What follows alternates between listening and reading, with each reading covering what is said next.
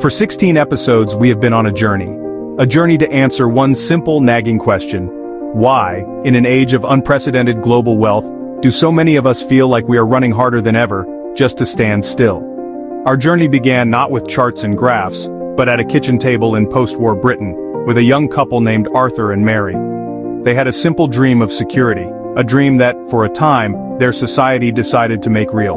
We followed that dream through 4 generations, watching it first flourish, then fray, and then break apart entirely. Our journey then expanded, taking us across the globe, from the heart of America to the engine room of Europe, from the lost decades of Japan to the struggling nations of the global South. We have now seen the full picture. It is time to connect the dots. We saw the human cost of a promise being broken. We saw Arthur's generation, who returned from a world war to build a society on the promise of shared security.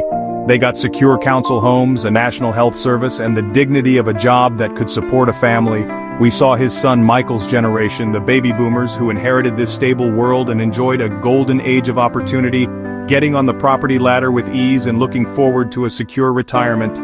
Then we saw the squeeze begin. We saw Michael's daughter Sarah, a university-educated professional, trapped by the need for 2 incomes and crippling mortgage debt just to achieve the same life her father managed on one. And finally we saw her brother Alex, a great-grandson of the post-war dream, completely locked out, trapped in a cycle of high rent and insecure gig work, with the ladder of opportunity not just raised but removed entirely.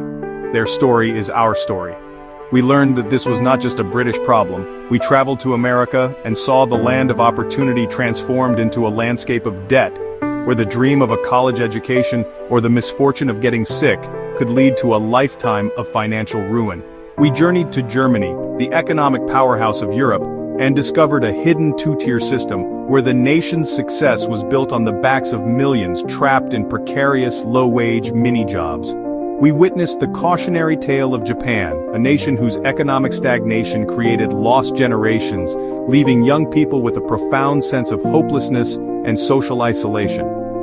Finally, we looked to the global South and saw how the same global financial system often works to systematically extract wealth, resources, and human talent from the poorest nations, creating a cycle of dependency.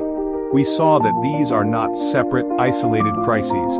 They are different symptoms of a single global sickness, and we deconstructed the complex engine that drives this global sickness.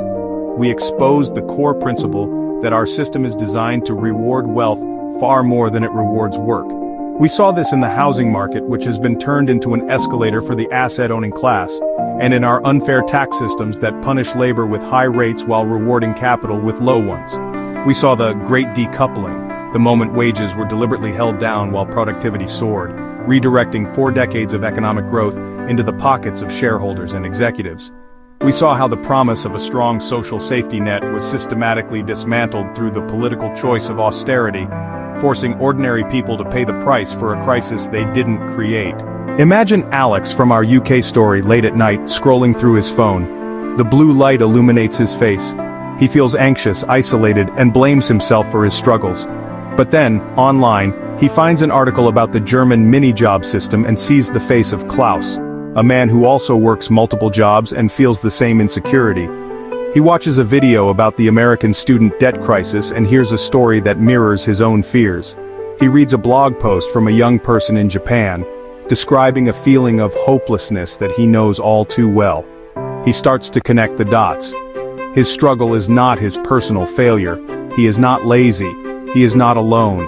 He is part of a global generation facing the same rigged system. This is the moment the world begins to change. It is the most powerful moment in any movement for social progress. It is the moment we stop seeing our problems as individual, isolated struggles, and start seeing them as shared systemic ones. The most powerful weapon the global elite possesses is the narrative of division and personal responsibility. The story that says there is no alternative, that this is just the way things are. The most powerful tool we have to fight back is a new and better story. A shared story. A story that connects a renter in London, a student in New York, a precarious worker in Germany, and a farmer in Ghana. This entire series, these 16 videos, have been about forging that first essential tool for change: awareness. You cannot fix a machine until you understand how it works. You cannot solve a problem until you can accurately name it. We have named the problem. We have taken the machine apart piece by piece and seen how all its gears and levers function. We now understand the true scale of the challenge. This knowledge is not meant to leave us feeling depressed or hopeless. It is meant to arm us. It is meant to empower us. Because with this shared understanding, we are no longer just passive victims of a complex system. We become potential agents of change. So, we end the first part of our journey not with a statement of despair but with a new question, born of this new understanding. The old powerless question was, why is the world so unfair?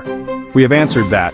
The new question, the one that will guide us through the final, hopeful part of our series, is far more powerful. It is the question that the Davos Class hopes we never ask together.